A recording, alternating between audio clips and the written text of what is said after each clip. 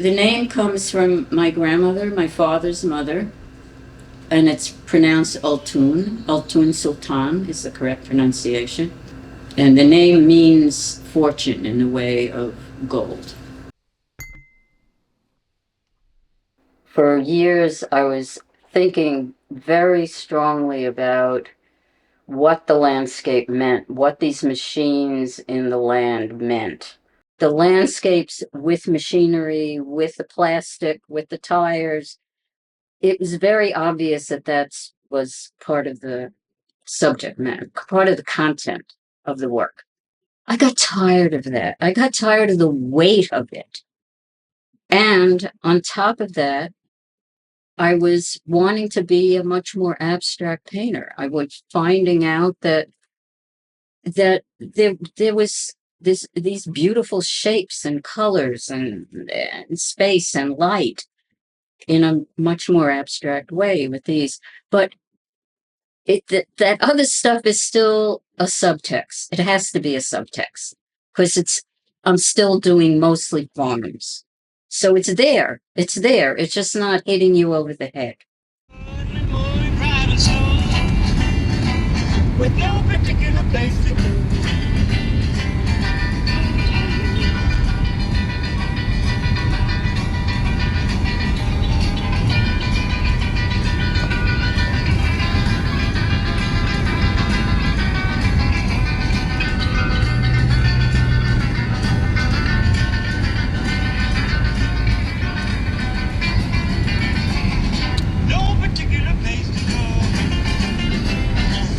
We out on the Kokomo. What do I know what this does? I don't know what this does. I just like it, the green against the blue and that narrow shape against the larger forms. And that's, I'm just looking at it formally. I couldn't do these paintings that I'm doing now if I had not worked from the motif, from life, standing outside in the sun, in the clouds, in the everyday, day after day, so I could see how light worked, how color worked. So I had 25, 30 years of that. I showed with Marlboro for 20 years or so, and I got a letter from Tibor Denage that they were interested in my work, and so I showed there for a few years. And then he didn't want to show my work anymore, so they dumped me. So then I was kind of kicking around without a gallery for a couple of years. I changed what I wanted to do because of various inspirations that came to me. My work basically is inspired by looking at art. And I don't know, I didn't second guess myself. I just went charging ahead. Every once in a while I would feel kind of woozy and wondering, what am I doing? The uncertainty thing. You just have to go with what you feel like you want to do. It has nothing to do with the outside world. So, anyway, early 19th century barn. I wanted to make reliefs for years because I love relief sculpture. But what really got me going was seeing the show at the Met of a Middle Kingdom Egyptian work. It was an absolutely brilliant show. Yeah. It was just spectacular. I like doing it. I like doing these different mediums because they satisfy me in different ways. And clay is fun. Yeah. Messing with the clay and building it up and taking it down. It's so physical, which painting is not. And this allows me to just leave the world behind and just deal with color and shape and line and form. And I love doing that. I learned the technique wanting to make rugs for the house. I'll show you a couple of rugs I made for the house. So. This is oil. This is not egg tempera. That's oil. Yeah, it's oil on canvas. What made you switch to egg tempera when you did? Art. It was because I loved Sienese painting, which is all Quattrocento painting, which is all egg tempera painting. Like these early paintings, the technique is different from what I do now. I was doing a very traditional technique of cross-hatching, building the paint very slowly. And now I don't do that. Now I paint more broadly.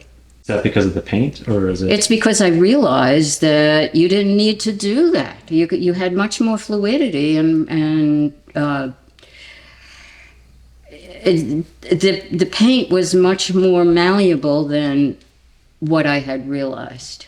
So if I was doing egg tempera like I used to do with egg tempera on panel, I would use the yolk of the egg. I use the white of the egg, the beaten egg white, and you beat it till it's stiff. So now we have some of this liquid. Whoopsie, spilled some of it. And that will be the medium to mix with the pigment and make paint. Okay, so I put the paint, what paints I think I'll need. I'm just going to do a little. It's easier to scoop. And you see it doesn't take much. A little water. You could see when I get started, I start very loose. And then I go in and I measure. I measure. It's a very flexible medium. The next steps here would be drawing everything out, getting everything correctly in the correct size, the correct place, and that takes a while. I get this parchment from a small company, family company that's been in business for many years. They started in Germany making leather in, I don't know, a couple hundred years ago. They stretch this on a frame and scrape and scrape and scrape, and that's why it's thin. It's a gorgeous surface to work on. It's very smooth. It's very like a baby's bottom. I like the idea of the intimacy of a small painting, and it's a request for attention. Come and look at me. Come closer. Come closer. So many things. Oh, I just wanted to mention my mentor, Philip Pearlstein, who said some very important things to me when I was a student.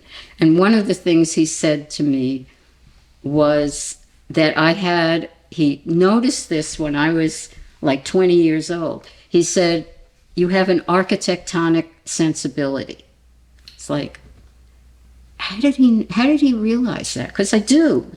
Look at what I do. Mm-hmm.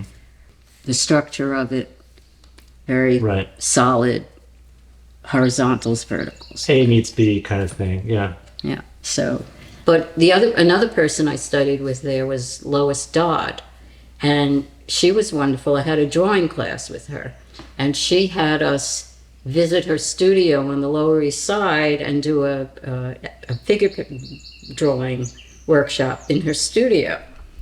And for me, it was like a revelation. This kid from Brooklyn gets on a subway and goes to the Lower East Side, which I didn't even know existed.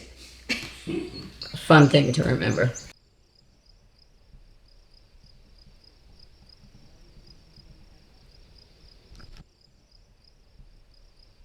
This is Brussels sprouts. This is kale. This is garlic. This is a winter squash. This is butternut squash. And this is lovage, which tastes kind of like celery. Come down here. I've lived here in this little town of Groton, Vermont, in the Northeast Kingdom of Vermont, for 31 years, full time. The house was built in 1821, so it's over 200 years old. I don't miss living in New York. I like to go and visit New York, and I like leaving New York. I mean, there's too much here. There's too much that I enjoy here that I would miss in New York. But it's a different kind of life. It's just so boring. Hello, my name is Altoon Sultan. I grew up in Brooklyn. I live in Vermont now. If you were then to say if your work is about something, or has always been about something, or is about something now, what would it be? Shape, color, light, form. And you feel like now you've hit that. You're like at a peak in a way. I hope so. People ask me how long I've been painting. Oh, how long did that painting take me to do? I'll say 3-4 days and 50 years.